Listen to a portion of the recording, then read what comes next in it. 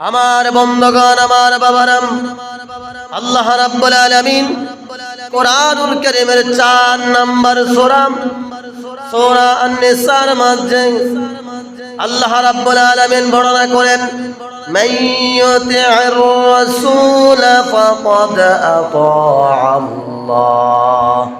যে ব্যক্তি আল্লাহর রাসূলের আনুগত্য করলো সে আল্লাহরই আনুগত্য করলো। বলে সুবহানাল্লাহ।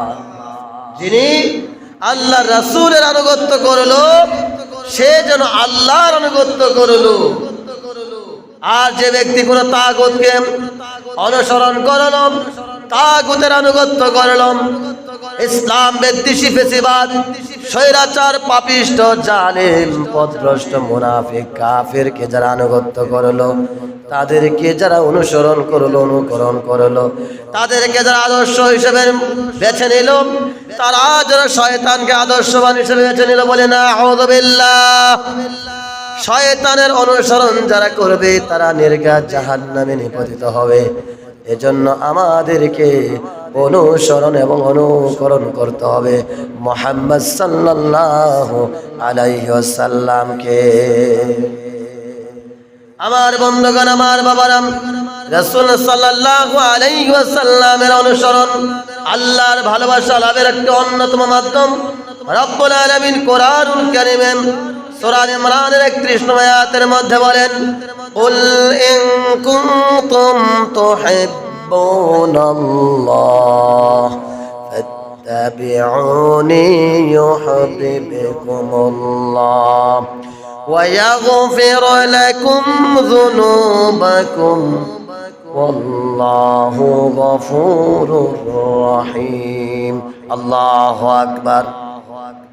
আমার বন্ধুগণ, আল্লাহ রাব্বুল আলামিন বলেন, নবী আপনি বলুন, যদি তোমরা আল্লাহকে ভালোবাসো তবে আমাকে অনুসরণ করো, আর আমাকে যদি তোমরা অনুসরণ করো আল্লাহ তোমাদেরকে ভালোবাসবেন। বলি সুবহানাল্লাহ। ওয়া ইয়াগফির লাকুম যুনুবাকুম, এবং তোমাদের গুনাহগুলো আল্লাহ রাব্বুল আলামিন ক্ষমা করে দেবে। আল্লাহর রাসূলকে ভালোবাসলে, আল্লাহর হাবিবকে অনুসরণ করলে আল্লাহ আমাদেরকে ভালোবাসবেন এবং আমাদের জীবনের পাপগুলি আল্লাহ রাব্বুল আলামিন ক্ষমা করে দিবেন। বলে সুবহানাল্লাহ। আমার বন্ধুগণ, রাসূল সাল্লাল্লাহু আলাইহি সাল্লামের আদেশ মানা আমাদের জন্য ফরজ। আমাদের জন্য কি? রাসূলের আদর্শ অমান্য করা যাবে না। রাসূলের আদর্শ যদি কেউ অমান্য করে তার ঈমান চলে যাবে। রাসূলের বিধানকে যদি, আল্লাহর বিধানকে যদি কেউ অস্বীকার করে, অমান্য করে, ঘাটতারামি করে, এগুলোকে যারা তুচ্ছ তাচ্ছিল্য করে তাদের ঈমান যায় অবস্থা। বলি না আউযু বিল্লাহ। আমার বন্ধুগণ, আমার বাবারা, এজন্য রাসূল আকরাম সাল্লাল্লাহু আলাইহি ওয়াসাল্লামের কোন বিধানকে অস্বীকার করা যাবে না, রাসূলের কোন বিধানকে অমান্য করা যাবে না। যারা রাসূলের কোন বিধানকে অমান্য করবে আল্লাহ রাব্বুল আলামিন তাদের প্রতি লানত ঘোষণা করেছেন। বলে না আউযু বিল্লাহ। আল্লাহ রাব্বুল আলামিন কোরআনুল কারীমে সূরা হাশরের 7 নম্বর আয়াতের শেষ অংশ বলেন, وَمَا آتَاكُمُ الرَّسُولُ فَخُذُوهُ وَمَا نَهَاكُمْ عَنْهُ فَانْتَهُوا وَاتَّقُوا اللَّهَ إِنَّ اللَّهَ شَدِيدُ الْعِقَابِ। আল্লাহু আকবার। রাসূল তোমাদের যা দেয় তা গ্রহণ করো। গভীর মনোযোগ আমার বন্ধুরা, রাসূল সাল্লাল্লাহু আলাইহি ওয়াসাল্লাম আমাদের জন্য যে নীতিমালা দিয়েছেন, যে আদেশ করেছেন, আল্লাহ রাব্বুল আলামিন এই কোরআনের আয়াত দ্বারা আমাদেরকে অবগত করেছেন। রাসূল তোমাদের জন্য যা দেয় তা গ্রহণ করো, আর যা থেকে নিষেধ করেছেন তা থেকে বিরত হও, এবং আল্লাহকে ভয় করো। নিশ্চয়ই আল্লাহ শাস্তি প্রদানে কঠোর। আল্লাহ শাস্তি প্রদানে কঠোর। তিনি এখানে ছেড়ে দেবেন না, কাজে আজকে যারা রাসূলের সিরাতকে যারা অস্বীকার করছেন, রাসূলের আদর্শকে যারা তুচ্ছ তাচ্ছিল্য করছেন, রাসূলের সুন্নাতকে যারা অবজ্ঞা করেছেন, হ্যায় প্রতিপন্ন করছেন, আপনাদের অবস্থা করুণের চেয়ে কঠোর হবে। বলি নাউযুবিল্লাহ। আমার বন্ধুগণ, আমার বাবারাম, তাহলে রাসূল সাল্লাল্লাহু আলাইহি সাল্লাম আমাদের জন্য যে বিধান দিয়ে গেছেন, সেই বিধান আমরা গ্রহণ করব, সেই বিধান আমরা পালন করব। আর যে বিষয় থেকে আমাদেরকে নিষেধ করেছেন, সেই বিষয় থেকে আমরা বিরত থাকব আর আল্লাহকে ভয় করব। কারণ আল্লাহ রাব্বুল আলামিন বিচারের ব্যাপারে কঠিন। রাসূল যা করেন নাই তা আমরা করব না।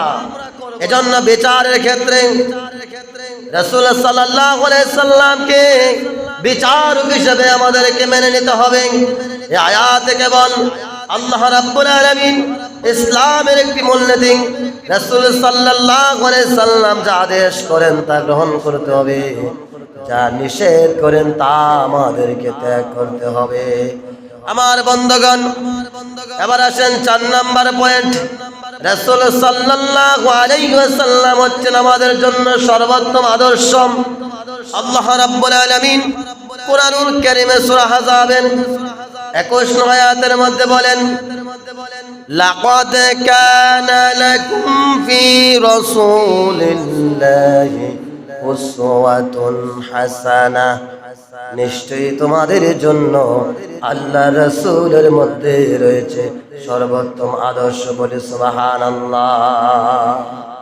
রাসূলের আদর্শ, রাসূলের জীবনে রয়েছে আমাদের জন্য সর্বোত্তম আদর্শ।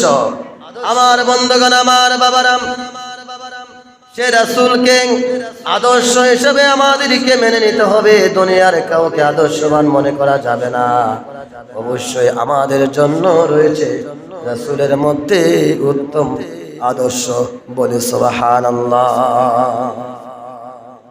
তার জন্য যে আশা রাখি, লিমান কানা ইয়ারজুল্লাহা ওয়াল ইয়াওমাল আখিরা ওয়া যাকারাল্লাহা কাসীরা, আর তাদের জন্য যারা পরকালে প্রত্যাশা করে আল্লাহকে অধিক স্মরণ করে। বলে সুবহানাল্লাহ। কাদের জন্য আদর্শ?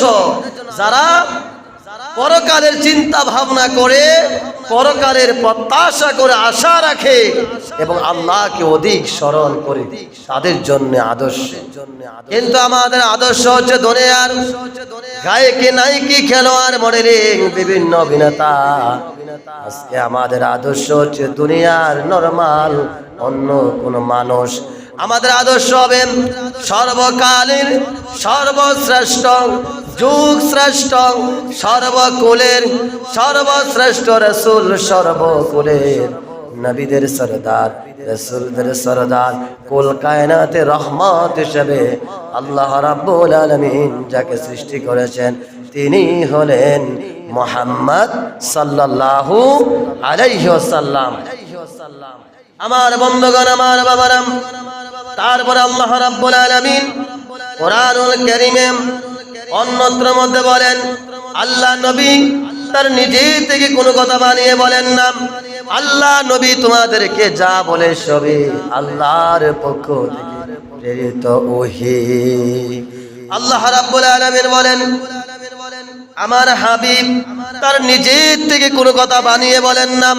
তিনাকে আমি এত ক্ষমতা দেই না যে তিনি নিজের থেকে বানিয়ে বলবেন।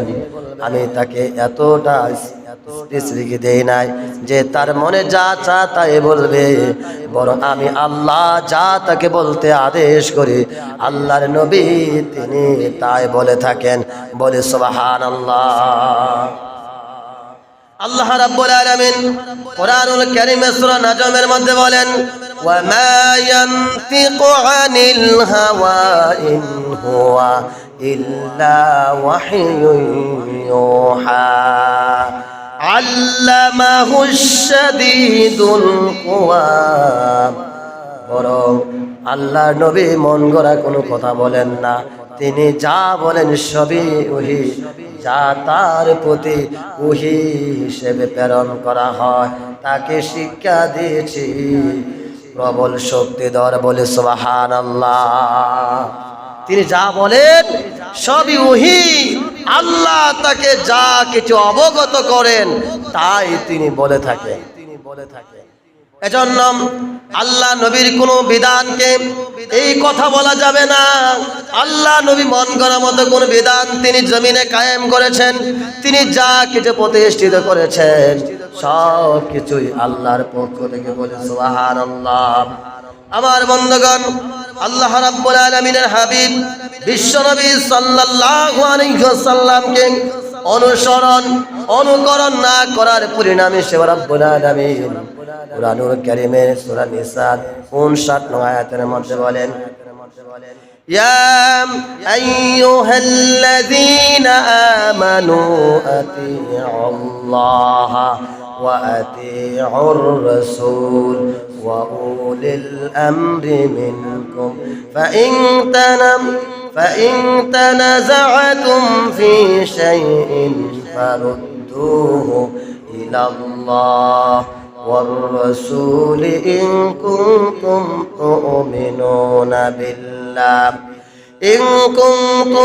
تؤمنون بالله واليوم الآخر ذلك خير وأحسن تحويلا। الله أكبر। আল্লাহ রাব্বুল আলামিন বলেন, ইয়া আইয়ুহাল্লাযীনা আমানু, হে ঈমানদারগণ, আতিউল্লাহ, আল্লাহর আনুগত্য করো, ওয়া আতিউর রাসূল, রাসূলের আনুগত্য করো, ওয়া উলিল আমরি মিনকুম, এবং তোমাদের মধ্য থেকে কৃতিত্বের অধিকারী যারা তাদের আনুগত্য করে বলে সুবহানাল্লাহ।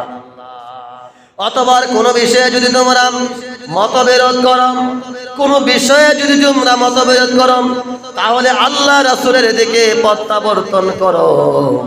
উদাহরণস্বরূপ, আপনার পরিবার, আপনার সমাজ, আপনার রাষ্ট্রীয়ভাবে যদি কোনো বিষয় নিয়ে যদি আমাদের মধ্যে দ্বিধাদ্বন্দ্ব লেগে যায়, আমাদের মধ্যে যদি মতবিরোধ লেগে যায়, আমরা যেন আল্লাহ এবং তার রাসূলের দিকে ধাবিত হই বলে সুবহানাল্লাহ। আমরা কোথায় যাই? সরদার, মাতব্বর, মেম্বার, চেয়ারম্যান, আমরা যাই দুনিয়ার সাতামাতা কলমউদ্দিন আর সলমউদ্দিন, যাদের জীবনে ভুলে ভরা, যাদের চরিত্রে আছে কলঙ্কের দাগ, যাদের পরিবারে আছে কলঙ্ক, তাদের কাছে যে আমরা ন্যায় বিচারের জন্য। বিষয়টা এমন হয় না? কিন্তু আল্লাহ রাব্বুল আলামিন বলেন, যদি তোমাদের মধ্যে কোনো বিষয়ে যদি মতবিরোধ করো, তাহলে তা আল্লাহ রাসূলের দিকে প্রত্যাবর্তন করাও। যদি তোমরা আল্লাহ এবং শেষ দিনের প্রতি ঈমান রাখো, আর এটি উত্তম এবং পরিণামে উৎকৃষ্টতর বলে সুবহানাল্লাহ। কোথায় যেতে হবে? আল্লাহর কোরআনের দিকে, রাসূলের হাদিসের দিকে আমাদেরকে অগ্রসর হতে হবে। দুনিয়ার কোন ব্যক্তির কাছে দৌড়ানো যাবে না। আজকে আমরা বিচার করি দুনিয়ার মানুষের বানানো আইন দিয়ে, দুনিয়ার মানুষের বিচার ব্যবস্থায় ভুলে ভরা স্বজন প্রীতি, পরিবার নীতি, বিভিন্ন ধরনের আপনার স্বজন প্রিয়তা বর্তমান সমাজ বলেন, রাষ্ট্র বলেন, আন্তর্জাতিক বলেন, বিচার ব্যবস্থা সঠিকভাবে ন্যায়ভাবে কেউ করতে পারে না। কথা বলেন ঠিক কিনা? যেমন ইরানের মধ্যে ধাপে ধাপে হামলা হচ্ছে। এই পৃথিবীতে যত মুসলমান কান্ট্রি রয়েছে, ভারতের কাশ্মীরে, Afghanistan, Chechnya, Bosnia, Somalia, Bahrain, মিশর, যত মুসলিম কান্ট্রিগুলো রয়েছে, সমস্ত মুসলিম কান্ট্রির মধ্যে পেঁচ লাগাই রাখছে কারা? ইসলাম বিদ্বেষীরা। একটুখানি ইন্ধন দিয়ে তারা তাদের জায়গায় অবস্থানে আছে। মুসলমানের মধ্যে পেঁচ লাগিয়ে রাখছে। এই পেঁচ থেকে চূড়ান্ত সমাধান যদি পেতে হয়, আমাদের সবাইকে আল্লাহর কোরআন এবং নবীর হাদিসের দিকে দাবিত হওয়া লাগবে। এছাড়া চূড়ান্ত কোনো সমাধান পাওয়ার কোনো সম্ভাবনা নাই। আমার বন্ধুগণ, আমার বাবারা, তাহলে আল্লাহ রাব্বুল আলামিন তার হাবিবকে উত্তম আদর্শ হিসেবে আমাদের জন্য পাঠিয়েছেন। ইবাদত, পরিবার, সমাজ, রাষ্ট্র, ব্যবসা, ন্যায় বিচার, জীবনের প্রতিটি ক্ষেত্রে রাসূল সাল্লাল্লাহু আলাইহি ওয়াসাল্লামের জীবনে সর্বোত্তম অনুসরণীয় আদর্শ বলে সুবহানাল্লাহ। তার ব্যক্তি জীবন, সমাজ জীবন, রাষ্ট্রীয় জীবন কিভাবে তিনি তার এই কর্ম পদ্ধতি তিনি কিভাবে পরিচালনা করেছেন, আমাদেরকে সেদিকেই দাবিত হওয়া উচিত। আমার বন্ধুগণ, রাসূল সাল্লাল্লাহু আলাইহি ওয়াসাল্লামের বিরোধিতা ধ্বংসের কারণ, রাসূলের অনুসরণ না করা ধ্বংসের কারণ। রব্বুল আলামিন কোরআনুল কারীমে সূরা নূরের মধ্যে জানিয়ে দিয়েছেন, যারা রাসূলের আদর্শের বিরোধিতা করে তারা যেন সতর্ক থাকে, তাদের উপর কোনো ফিতনা অথবা যন্ত্রণাদায়ক শাস্তি এসে না পড়ে বলি নাউযুবিল্লাহ। আমার বন্ধুগণ, আমার বাবারা, আল্লাহ রাব্বুল আলামিন কোরআনুল কারীমের মধ্যে সূরা নূরের মধ্যে আল্লাহ রাব্বুল আলামিন জানিয়ে দিয়েছেন, فَلْيَحْذَرِ الَّذِينَ يُخَالِفُونَ عَنْ أَمْرِهِ أَنْ تُصِيبَهُمْ فِتْنَةٌ أَوْ يُصِيبَهُمْ عَذَابٌ أَلِيمٌ। আল্লাহু আকবার। অতএব যারা রাসূলের নির্দেশের বিরুদ্ধাচরণ করে তারা যেন তাদের উপর বিপর্যয় নেমে আসা কোনো আসমানি গজব, কোনো জমিনি গজব, কোনো হাওয়াই গজব, যত প্রকার বিপর্যয় আছে অথবা যন্ত্রণাদায়ক আযাব পৌঁছায়, এগুলোকে ভয় করে। আজকে কেন এত গজব, কেন এত আযাব? আমরা রাসূলের বিধানকে আমরা অমান্য করছি, রাসূলের আদর্শকে আমরা তেমনি ভাবে ফলো করতে পারছি না। আমার বন্ধুগণ, আমার বাবারা, এজন্য রাসূল সাল্লাল্লাহু আলাইহি ওয়াসাল্লামের কোন বিধানকে অমান্য করা যাবে না।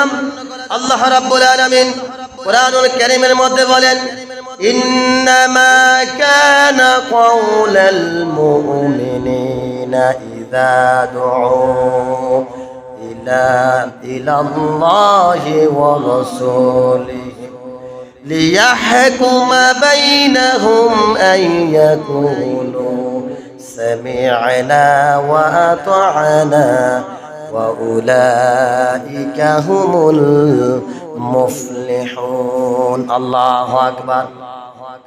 মুমিনদেরকে যখন আল্লাহ এবং তার রাসূলের প্রতি এই মর্মে আহ্বান করা হয় যে তিনি তাদের মধ্যে বিচার মীমাংসা করবেন, তাদের কথা তো এই হয় যে তখন তারা বলে আমরা শুনলাম, আনুগত্য করলাম, আর তারাই হয়ে যায় সফল কাম, বলে সুবহানাল্লাহ।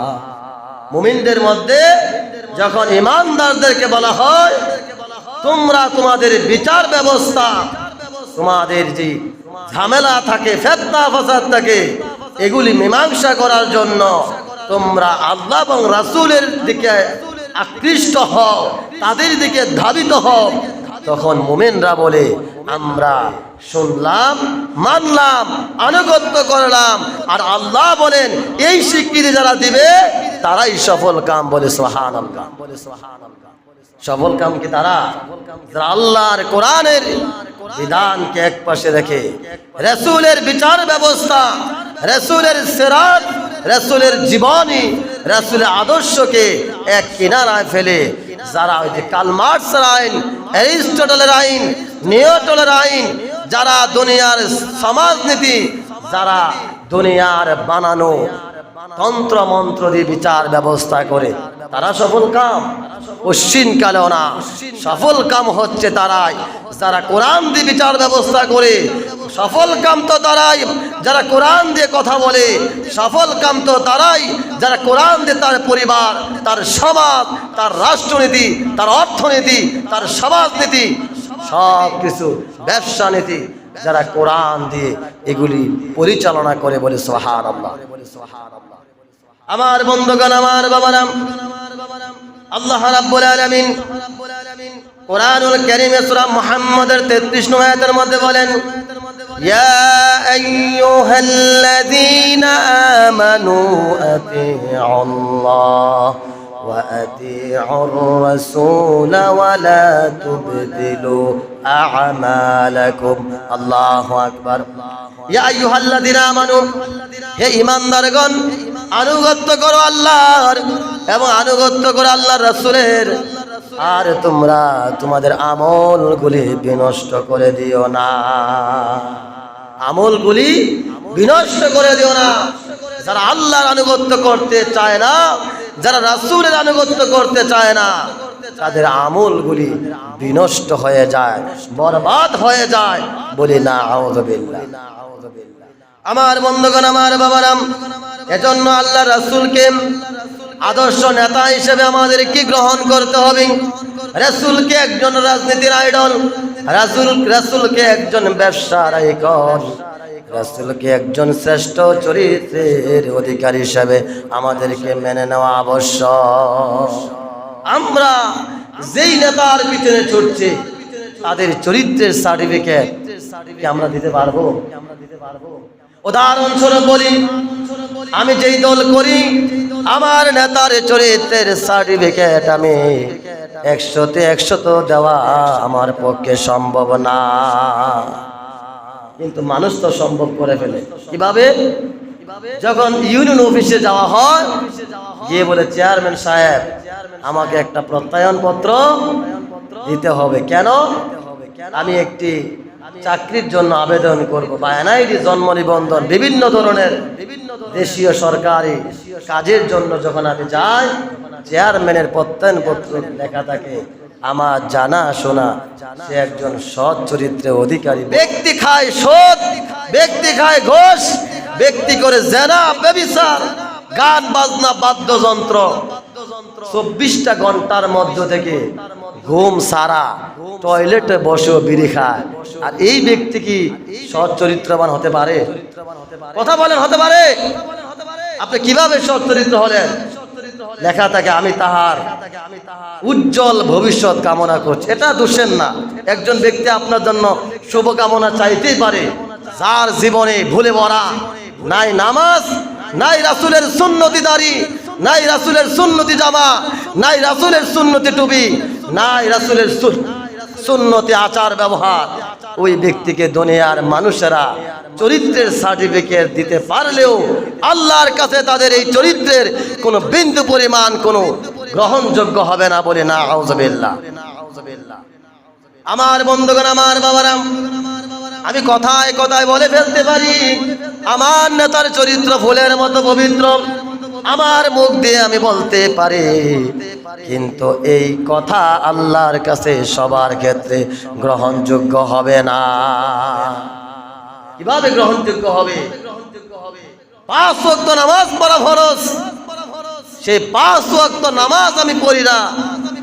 মাঝে মধ্যে মনে চাইলে মাগরিবটা পড়ি, আসরটা পড়ি, বাকিগুলি আমি পড়ি না। আলসেমি আড্ডায়, কাজে কর্মে, মেল মিটিং এ ব্যস্ত থাকি, রাজনীতি নিয়ে ব্যস্ত থাকি, ব্যবসা বাণিজ্য নিয়ে ব্যস্ত থাকি। আমি কি শ্রেষ্ঠ চরিত্র হতে পারলাম? আমার কথার মধ্যে শালীনতা নাই, আমার কথার মধ্যে মাধুর্যতা নাই, আমি কথায় কথায় গালিগালাজ করি, তাহলে কি আমি চরিত্রবান হয়ে গেলাম নাকি না? এজন্য আসুন আমাদেরকে উত্তম চরিত্রবান হতে হবে, উত্তম চরিত্র গ্রহণ করতে হবে।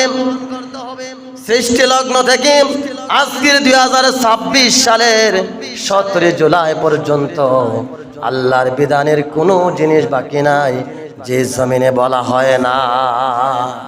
বারবার বারবার পুনরায় কোরআন হাদিসের বিষয়গুলি আমাদের মাঝে উপস্থাপনা করা হচ্ছে, আমাদের মাঝে তুলে ধরা হচ্ছে। আমরা কি এগুলি মানি? আমরা মানতেছি।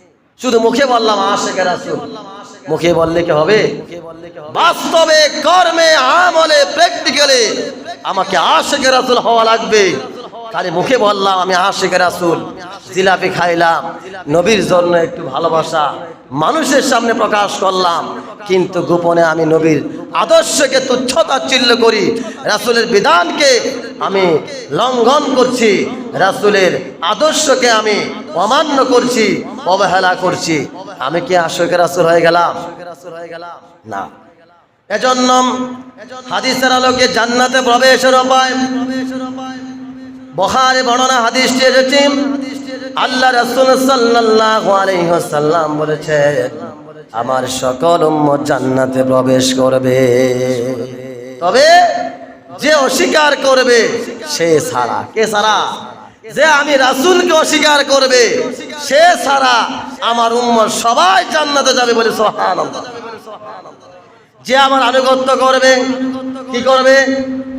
রাসূলের আনুগত্য করবে, সে জান্নাতে প্রবেশ করবে, আর যে রাসূলের অবাধ্য হবে সে জাহান্নামে প্রবেশ করবে বলে নাউযুবিল্লাহ।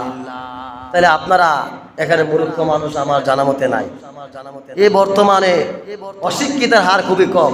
যে স্কুল মাদ্রাসা যায় না তাকেও মূর্খ বলা যাবে না। শিক্ষিত সে যে বাস্তবিক জ্ঞান যার মাঝে আছে এবং কোরআন হাদিসেরও কিছু জ্ঞান থাকে তাকেও আপনি শিক্ষিত বলতে পারবেন। কিন্তু মহাজ্ঞানী একজন, তিনি কে? আল্লাহ। এবং তিনার পরে কে? মুহাম্মদুর রাসূলুল্লাহ সাল্লাল্লাহু আলাইহি ওয়াসাল্লাম। আপনারাই বলেন, আমাদের সকাল থেকে সন্ধ্যা পর্যন্ত গভীর মনোযোগ কান খাড়া করে সকাল থেকে সন্ধ্যা পর্যন্ত আমাদের যে কথা বলার ধরন, আমাদের যে ব্যবসা নীতি, আমাদের রাজনীতি, আমাদের পরিবার নীতি, আমাদের সমাজ নীতি, আমাদের ব্যক্তি জীবন, আপনাদের কাছে আমার প্রশ্ন, আমাদের সব কিছু কি রাসূলের মোতাবেক অনুযায়ী হয় কিনা? সব কিছু হয়? কেউ গ্যারান্টি দিতে পারবেন যে হুজুর আপনি যে হাদিসটা বলছেন এই হাদিসের আলোকে আমি সারাদিন এবং রাতের বেলা ঘুমানোর সময় আমি রাসূলকে অনুসরণ করি, বলতে পারবেন? তাহলে আমরা কি জান্নাতে যাওয়ার কোনো সুযোগ আছে? এই যে হাদিসটা বললাম সহিহ বুখারীর হাদিস, ৭২৮০ নম্বর হাদিস। কেউ যদি হাদিসটা দেখতে চান তাহলে নেটের মধ্যে সার্চ দিতে পারেন, যেটা আপনাদের কিতাব নাই। ৭২৮০ নম্বর হাদিসটা বের করার অনুরোধ রইল।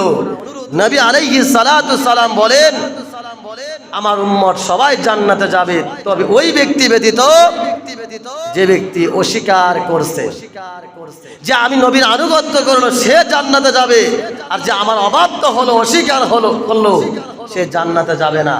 আমি যে একজন নবীর আশিক রাসূল দাবি করি, আমি যে একজন রাসূলের উম্মত দাবি করি, আমি কি রাসূলের সুন্নাত কি পালন করছি? সবাই যার যার মস্তিষ্কে প্রশ্ন করেন। আপনাদের সাথে রাগ দেখানো আমার মোটেও প্রয়োজন নাই, কারণ আপনি জান্নাতে যাবেন না জাহান্নামে যাবেন এটা আপনার ব্যক্তিগত সিদ্ধান্ত। কিন্তু আমাদেরকে হেদায়েতের চাবিকাঠি আল্লাহ কোন নবী রাসূলকে দেয় নাই, আলেমদেরকে দেয় নাই, যে পিটাইয়া আপনাদেরকে হেদায়েত করব এই সুযোগ আল্লাহ দেয় নাই। আমাদের দায়িত্ব কে রাগ করলো, কে বিরোধিতা করলো, কে সমালোচনা করলো, কে শত্রুতা করলো, ওইগুলা আমাদের সুযোগ নাই দেখার। আমাদের দায়িত্ব কোরআন হাদিসের বিধিবিধানগুলি, আহকামগুলি, আরকানগুলি আপনাদের মাঝে তুলে ধরা, মানা না মানা সবটাই আপনাদের ব্যক্তিগত বিষয়।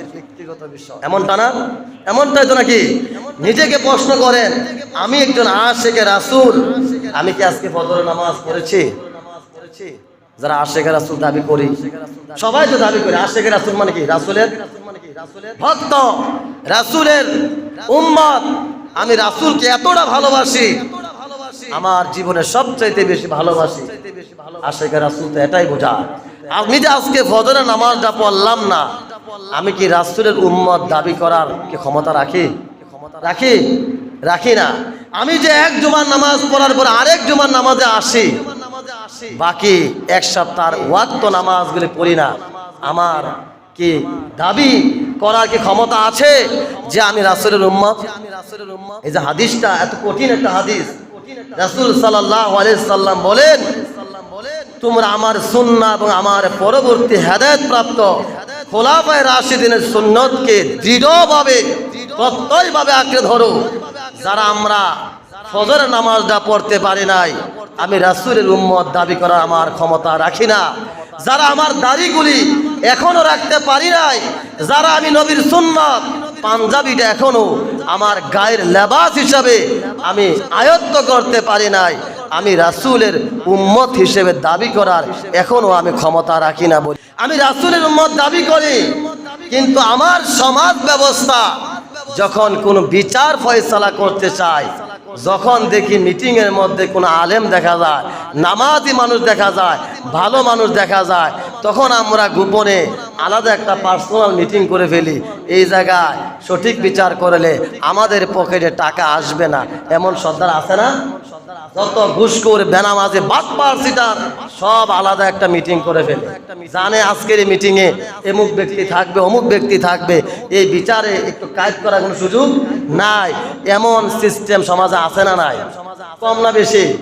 আই সুবহানাল্লাহ, সুবহানাল্লাহ বললাম একজন আশ্চর্য হয়ে যায়। মসজিদে যদি টাকা খুঁজে, টাকা নাই। ইমাম সাহেবের সম্মানের কথা বললে টাকা নাই। গরিব মানুষের সাহায্যের জন্য টাকা বললে টাকা নাই। বন্যায় দুর্দশা ক্ষতিগ্রস্ত ব্যক্তিদের জন্য ত্রাণ সংক্রান্ত পণ্য নিয়ে যাব, যদি বলি 500 টাকা দেন, টাকা নাই। কিন্তু ওয়াইফাই বিল, বিদ্যুৎ বিল, বিড়ি খাওয়ার টাকা, আপনার হারাম খাওয়ার টাকা, গাঁজা খাওয়ার টাকা, মদ খাওয়ার টাকা, মেল মিটিংয়ে বাটপারি সিটারি মেলকে 2 নম্বরই করার জন্য 50,000 1 লাখ টাকার বান্ডল টেবিলের নিচ দিয়ে যায়। কথা বলেন ঠিক কিনা? আমি কেমন নবীর উম্মত? আমার এই বাংলাদেশের দক্ষিণাঞ্চল, উত্তরাঞ্চল বন্যায় দুর্দশা, আজকের জুমার নামাজটা পড়ার মতো অনেক মসজিদে সেই পরিস্থিতি নাই। খোঁজ করে দেখেন, আপনি তো মসজিদে আসতে পেরেছেন এবং বসতে পেরেছেন, এটা কি আমাদের জন্য সৌভাগ্য না? এজন্য সবাই বলছি আলহামদুলিল্লাহ। কি শুকরিয়াটাকে আদায় করতে কষ্ট হচ্ছে? সবাই বলছে আলহামদুলিল্লাহ। আমার বন্ধুগণ, রাসূলের উম্মত খালি মুখে বললাম, কিন্তু বাস্তবে কর্মে আমলে রাসূলের সুন্নত আমাদের মাঝে নাই, তাহলে আমি রাসূলের উম্মত হতে পারলাম না। এই যে হাদিসটা আমার খুবই ভয় হচ্ছে যে আসলে আমাদের জাহান্নামের সংখ্যাটা আসলে অনেক বেশি। জাহান্নামের সংখ্যাটা কি অনেক বেশি। আপনার সারা পৃথিবীতে মুসলমান আছে কয়জন? মুসলমান ছাড়া বাকিগুলা চিরস্থায়ী জাহান্নামে। মুসলমানের মধ্যে আবার আসেন মুনাফিক, এরাও জাহান্নামী। তারপরে আছেন মুসলমানের মধ্যে আছেন মুরতাদ, আবার তাদের মধ্যে আছেন নাস্তিক, তাদের মধ্যে আছেন বেনামাজি, তাদের মধ্যে আছেন সুদখোর, তাদের মধ্যে আছেন ঘুষখোর, তাদের মধ্যে আছেন মাদকখোর, তাদের মধ্যে আছেন জেনাখোর, তাদের মধ্যে আছেন জুলুমখোর। এবার হিসাব করেন তো, জান্নাতের সংখ্যা একদম কম না? একদম কম না? তাহলে আমার আপনার কোনো উপায় আছে? আমি নবীর উম্মত দাবি করি।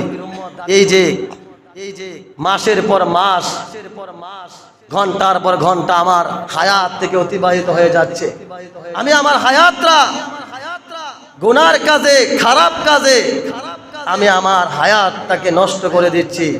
এর জন্য কিন্তু কিয়ামতের ময়দানে আমাদেরকে জবাবদিহিতা করা লাগবে। এজন্য আসুন, আমার ব্যক্তি জীবন, আমার পারিবারিক জীবন, আমার সামাজিক জীবন, আমার রাষ্ট্রীয় জীবন, অর্থনীতি, ব্যবসা নীতি সব কিছু হবে আল্লাহর কোরআন এবং নবীর সুন্নাহ মোতাবেক বলছে ইনশাআল্লাহ। আমার বন্ধুগণ, যে হাদিসটি প্রায় জুমায় বলি, প্রকৃত ঈমানের শর্ত হচ্ছে একটা। কয়টা? একটা। সেটি হলো রাসূল সাল্লাল্লাহু আলাইহি সাল্লাম বলেছেন, বুখারীর 15 নম্বর হাদিস, মুসলিমের 44 নম্বর হাদিস, লা ইউমিনু আহাদুকুম হাত্তা আকুনা আহাব্বা ইলাইহি মিন ওয়ালিদিহি ওয়া ওয়ালাদিহি ওয়ান নাসি আজমাইন। তোমরা ততক্ষণ পর্যন্ত ঈমানদার হতে পারবে না যতক্ষণ না নবী মুহাম্মদ সাল্লাল্লাহু আলাইহি সাল্লাম তোমার পিতামাতা, তোমার সন্তান সন্ততি, অন্যান্য বন্ধু বান্ধবের চাইতে অধিক প্রিয়তর না হবে, ততক্ষণ পর্যন্ত আমরা কেউ ঈমানদার হতে পারবো না। পড়ছি আল্লাহু আকবার। নবীকে ভালোবাসি তো আমরা কতটা? আমার স্ত্রীর চাইতে ভালোবাসতে পেরেছি আমি? পারি নাই।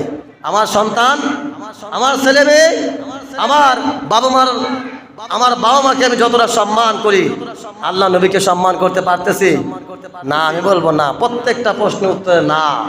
যদি পারতাম, আমাদের এত অধপতন হইতো না। আমার বাবা, আমার দাদা, আমার পূর্বপুরুষরা আমাদের জন্য এত কষ্ট করে মাথার গাম পায়ে ফেলে তিল তিল করে এই সংসার সাজিয়ে আজকে কবরে শুয়ে আছে। আমি কত বড় হতভাগা দুর্ভাগা সন্তান নাতি। আমার দাদা বাবা কবরটার পাশে দাঁড়ানোর মতো আমার সময় নাই। ও যুবক, ও বৃদ্ধ, ও বয়োজ্যেষ্ঠ, জেনে রাখো, শুনে রাখো, লেখে রাখো, তুমি যেদিন কবরে চলে যাবা, তোমার ভবিষ্যৎ প্রজন্ম তোমার কবরের দিকে ফিরেও তাকাবে না। বলি না আউযুবিল্লাহ। কি আজীব ব্যাপার!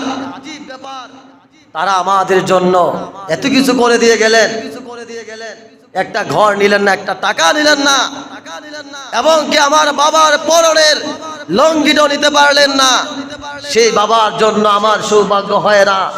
রব্বির রহমহুমা কামা রব্বায়ানি সগীরা, নামাজ আদায় করে পড়ার মতো আমার সেই সৌভাগ্য হয় নাই।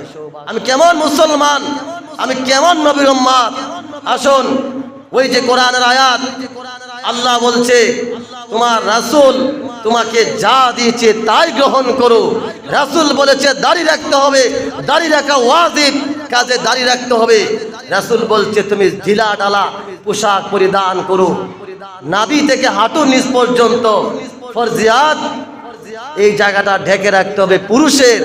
আর মহিলাদের মাথার উপরিভাগ থেকে পায়ের গোড়ালি পর্যন্ত, পাতা পর্যন্ত মহিলাদেরকে ঢেকে রাখা ফরজিয়াত, দাইমি ফরজ, আবশ্যক আবশ্যক আবশ্যক। বলে সুবহানাল্লাহ। আমাদের মা বোনদেরকে এই পরিস্থিতি দেখে রাস্তায় বের হওয়া যায় না, বাজারে যাওয়া যায় না। আপনি কি ডাইরেক্ট মহিলাদেরকে দোষ দিয়ে বেঁচে যাবেন? দাইয়ুস কাদেরকে বলা হয়? যে পুরুষ তার স্ত্রী, তার নাতনি, তার মেয়ে, তার পুত্রবধূ, তার অধীনস্থ যত মহিলা আছে তাদেরকে যারা পর্দায় রাখে না, তাদেরকে যারা উন্মুক্ত করে দিতে চায়, তারাও দাইয়ুস। বলি না আউযুবিল্লাহ। সমাজে এমন কথা হয়, মাদ্রাসায় পড়ে যে সমস্ত মেয়েরা, ওরা নাকি বেয়াদব। কথার কথা উঠছে, ওগুলো সব বেয়াদব, সামনে আসে না। আত্মীয় স্বজন আছে, কারো সামনে আসে না। আরে বাবারে, সে বেয়াদব না, আপনি জাহেল। সে ঠিকই মাদ্রাসায় পড়ে, তার যে পর্দা করা ফরজ, তার উস্তাদরা, শিক্ষিকারা ছোটবেলা থেকে তাকে মাদ্রাসায় সেই ট্রেনিং দিয়েছে 14 জন পুরুষ ছাড়া কারো সামনে কোনো মহিলা যাওয়া জায়েজ নয়, হারাম হারাম হারাম। আপনি কাকে বলতেছেন বেয়াদব? মেয়েটা তো অবশ্যই নিতান্ত ভালো কাজ করেছে, খালাতো ভাইয়ের সামনে যায় নাই, ভালো কাজ করছে না?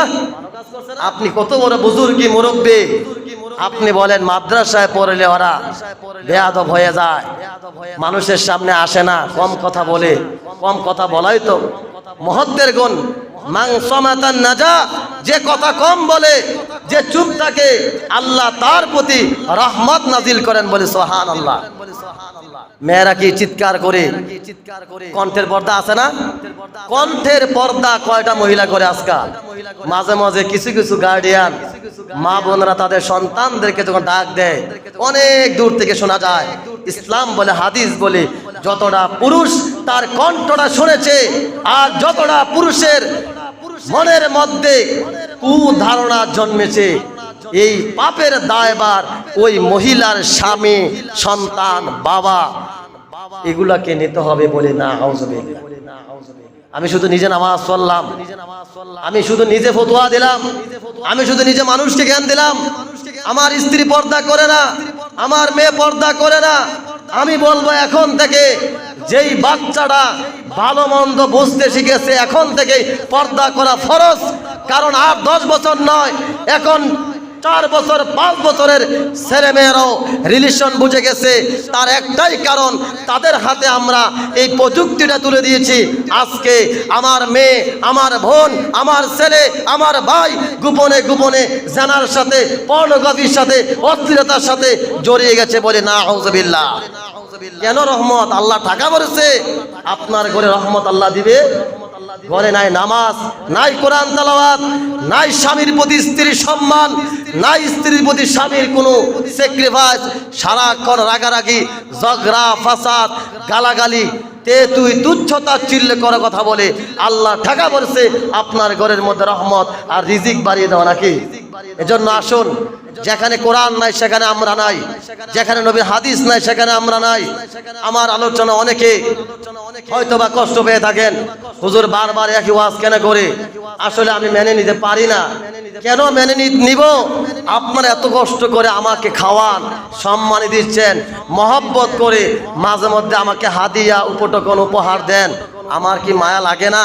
আপনি জাহান্নামে যাবেন, আপনার জন্য কিছু ভূমিকা নেওয়া কি আমার দায়িত্ব নাই? শুধু নামাজ পড়লাম, খাইলাম, ঘুমাইলাম, এটাই কি আমার কাজ? এজন্য আমি বারবার বলি, বিড়ি খাওয়া ছাড়েন, বিড়ি খাওয়া ছাড়েন। কিয়ামত পর্যন্ত যদি আল্লাহর কাছ থেকে সারা দুনিয়ার মানুষ মিলে আপনার হায়াতরা কিয়ামত পর্যন্ত মঞ্জুর করার ব্যবস্থাও যদি করে দিতে পারি, আর কিয়ামত পর্যন্ত নামাজ পড়লেন, বিড়িখানা ছাড়তে পারলেন না, এই নামাজ আপনাকে কোনোদিন কল্যাণ বয়ে আনতে পারবে না বলি নাউযুবিল্লাহ। আপনি অনেক কষ্ট পান আমার প্রতি, কিন্তু আমার তো ভালো লাগে না, আমি তো কষ্ট পাই, আমার তো মনটা খারাপ হয়ে যায় যে আমার মুসল্লিরা এভাবে বিড়ি খাবে। 1 নাম্বার ক্ষতি, তার কাপড় দুর্গন্ধ হয়, সে কাপড় দিয়ে নামাজ পড়তে আসেন, কাপড় ছেঁদা হয়ে যায়, রাস্তাঘাটে মানুষ দেখে বলে কত বড় খাড়াস, কত বড় বিড়িখোর, তার পাঞ্জাবি শার্ট ছেঁদা হয়েছে, বিড়ির দোয়া পরে, বিড়ি উক্কা পরে। আপনার টাকা অপচয় হচ্ছে, আপনার কিডনি সমস্যা হচ্ছে, আপনার লিভার সমস্যা হচ্ছে। এগুলো তো দুনিয়াবি সামথিং সামথিং, মানে কিছুই না। কিন্তু কিয়ামতের ময়দানে কোরআনের আয়াত, আল্লাহ বলছে অপচয় অপব্যয় করা শয়তানের কাজ, এগুলি যারা করবে তারা জান্নাতে যাবে না। আপনি কি আল্লাহ কোরআন মানেন না? সবাই একটু কথা বলেন, এটা নিয়ে বিরক্ত হয়ে যাচ্ছে। আপনারা কি কোরআন মানেন তো নাকি?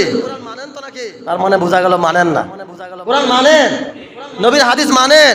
তাহলে আল্লাহ যে বলছে রাসূল যা দিয়েছে তা গ্রহণ করো, যা দেয় না তা বর্জন করো। বলেন আমার নবী কি বিড়ি খাইছে? আমার নবী কি আমার চেয়ে বুদ্ধি কমা ছিল? নবীর কি অভাব ছিল? মক্কার সম্ভ্রান্ত সবচাইতে ধনী মহিলার স্বামী, সুবহানাল্লাহ, কোনো অভাব ছিল? তাহলে আল্লাহ নবী কেন বিড়ি খায় নাই? আমি কেন খাই? তাহলে আমি আল্লাহ নবীর হাদিসে অমান্য করলাম। আল্লাহ নবী গাঁজা খায় নাই, সুদ খায় নাই, ঘোষ খায় নাই, মাদক সেবন করে নাই, আল্লাহ নবী চুরি করে নাই, ডাকাতি করে নাই, ওজনে কম দেয় নাই। আমি যে করতেছি তার মানে বোঝা গেল আমি আল্লাহ নবীর সিরাত মানি না, আল্লাহর কোরআন মানি না। যারা আল্লাহর কোরআন না মানেন তারা খান, প্রয়োজনে আজকে থেকে আমি কিনে দেব। যদি আপনি আল্লাহর কোরআন না মানেন আমিও দেব ঘৃণা হিসাবে। যেহেতু আপনি মুসলমানের সন্তান হয়ে, আল্লাহ নবীর উম্মত হয়ে আপনি বিড়িখানা ছাড়তে পারেন না, আজকে থেকে আমার কাছ থেকে বিড়ি নেবেন, আমিও সিস্টেম করে আমি দিব, এতে আমার গুনাহ হবে না। আমার নিয়ত থাকবে আরেকটা, আমি তো সোয়াবের নিয়ে তো আপনাকে বিড়ি খেতে দেবো না। এতবার করে বলি, এত কষ্ট করে বারবার বলি, আপনার পরে ছাড়েন না। তার মানে বোঝা গেল হুজুরের গনার টাইম নাই, আল্লাহর গনার টাইম নাই, আল্লাহ নবীর গনার টাইম নাই বলি নাউযুবিল্লাহ। সবাই বলি নাউযুবিল্লাহ। আপনি বাবা খাচ্ছেন, আপনার সন্তানও খাইতেছে, একবার দুইবার গোপনে খায়, 3 নাম্বারের বেলা আপনি একদিন দেখে ফেলছেন, আপনি বলতেছেন দোকান থেকে আসার সময় আমার জন্য 1 প্যাকেট বিড়ি আনিয়েন, বলি নাউযুবিল্লাহ। এবার আপনার নাতি খাইতেছে, আপনি একবার দুইবার তিনবার দেখছেন, নাতিকে বললেন আমার জন্য একটা বিড়ি প্যাকেট আনিয়েন। এভাবে সমাজগত চলতেছে না? চলতেছে। আপনারা পাউডি আমার সামনে দেন, তারা বিড়ি খাচ্ছেন, সবার পাউডির মধ্যে আমি হাতটা রাখি, আল্লাহর ওয়াস্তে বলছি এই জীবনটা ধ্বংস কইরেন না, এই জীবনটা ধ্বংস করেন না, আখিরাতটা ধ্বংস করেন না। আল্লাহর ওয়াস্তে বলছি, আপনি একজন নামাজি, আপনি একজন মুসল্লি, আপনার মুখে শোভা পায় না যে মুখটা আল্লাহর মায়ের রেহেমের ভিতরে নাপাক রক্তগুলি যেন আমার মুখ দিয়ে ঢুকতে না পারে, যেন আমি আল্লাহ নামে জিকিরগুলি করতে পারি, সেই মুখটা দিয়ে আপনি নাপাক খবিস দুর্গন্ধ খাবারটা খাচ্ছেন, নিতান্তই ঘৃণিত কাজ, নিতান্তই নাজায়েজ কাজ, বলি নাউযুবিল্লাহ। আল্লাহ রাব্বুল আলামিন আমি আল্লাহর কাছে সাহায্য চাই। আল্লাহ, আমার যে সমস্ত মুসল্লিরা ধূমপান, বিড়ি, সিগারেট, গাঁজা, মাদকের সাথে জড়িয়ে আছে, আল্লাহ তোমার কাছে আকুল আবেদন, সাহায্য চাইছি। এই সফর মাসের প্রথম জুমার উসিলা করে তুমি আমার প্রত্যেকটা মুসল্লিদেরকে এই দুর্গন্ধ খাবার থেকে ফিরে আসার তৌফিক দান করো। বলছি আমিন। আরো জোরে বলছি আমিন। আরো জোরে বলছি আমিন।